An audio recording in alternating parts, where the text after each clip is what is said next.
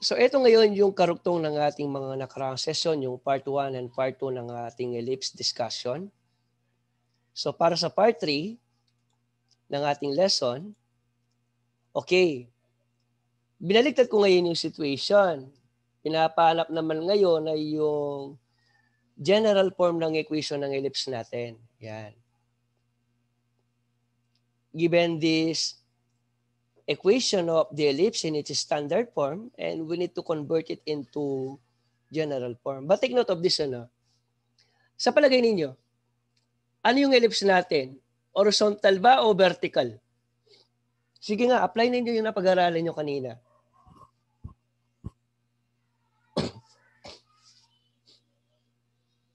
Okay, horizontal ba o vertical? Okay, anak, sumagot kayo. Horizontal ba or vertical yan? Vertical po. Vertical. Bakit nasabing vertical? So, yung 9 po. Yung 9. Ano ba sabi ko kanina? A po yung 9 po. A yung 9. Ano yung nasa taas na letra ng 9? Ang 9 is A square, anak, no? A square yan. Ito ngayon ang A square natin. Kung mamimili ka sa dalawang numbers, sa dalawang denominator, ang malaki ay ang A square. Tandaan niya, anak, no? A square yan. Ang A square ngayon natin is napapailalim ng X. Kapag X ang pinag-uusapan, horizontal yan. So sa madaling salita, ang major axis natin dito is horizontal. Diyan pa lang alam na natin ang center eh. Ayan, 5 and negative 2. H and K kasi yan. 5 and negative 2 ang center natin. So malalaman na dyan, ano? Kung ito yung A square, ito naman ang B square. Malalaman mo ang C. Tama? Di ba, may formula akong binigay sa inyo kanina gamit ang Pythagorean theorem. So malalaman mo rin ang value ng C. So pwede mo lang i-sketch ngayon yung graph dahil alam mo naman eh. Major axis horizontal yan. Magdodrawing ka lang ng horizontal na ellipse. And then gawin mo lang yung konsepto kanina. And then by its coordinates, substitution ka na lang. Malalaman mo na lahat ng mga points. Yun ang kaalagaan ng kabisado mo yung figure ng ellipse at mga parts. Magagawan mo na ng sketch of the graph yan. Malalaman mo rin ang value ng C. So ano ba ang value ng C? At malalaman mo rin ang value ng E. Anong value ng C? Di ba ano yan? Square root of A square minus B square yan. So kapag nalaman mo ang value ng C, malalaman mo rin ang value ng E. Ano ba ang value ng E? Hindi ba C over A yon? Binigay ko kanina. Tama ba ako? Ang value ng ating C square dyan, I think is 5. Kasi nga, C square is equal to A square minus B square. So 9 minus 4 lang yan. C square is equal to 9 minus 4. So C square natin is 5. Tama ba ako? So anong value ng C? C is equal to square root of 5. If C is equal to square root of 5, square root of 5, ano ba ang A natin? 3. Tama? Ano ba ang square root ng 5? Definitely, 2 point something lang yan. 2 point something all over 3. Ang E natin definitely is less than 1. Therefore, ellipse yan.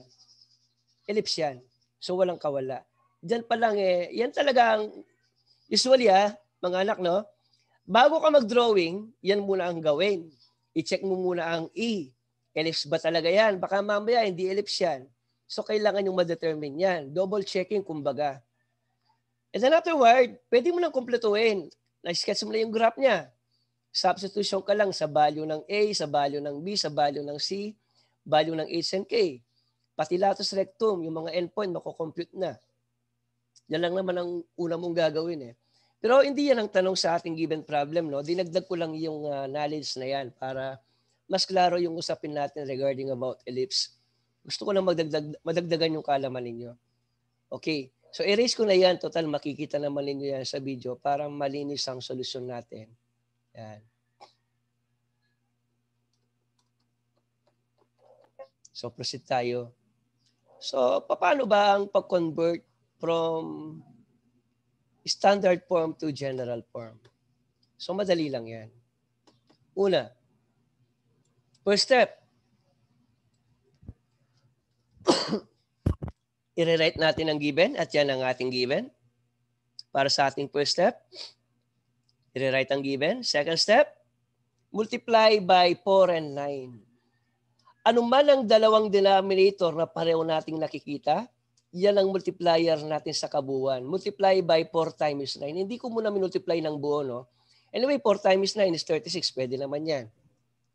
Multiply by 36. Pero ako ang ginawa kong estilo, multiply by 4 and 9. Bakit? Yan. Para malinaw. Ito ang minultiply ko ng 4 and 9, kaya nagkaroon ng 4 and 9.